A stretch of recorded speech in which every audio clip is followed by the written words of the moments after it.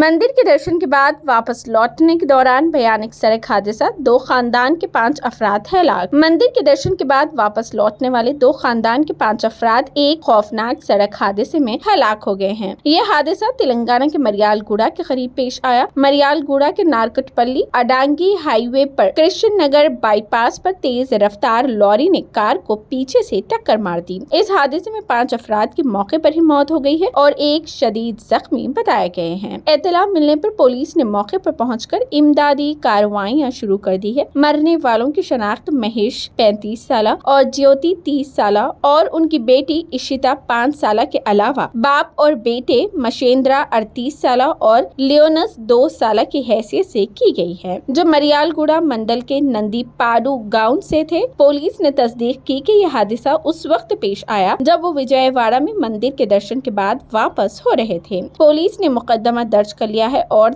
तफ्तीश कर रहे हैं।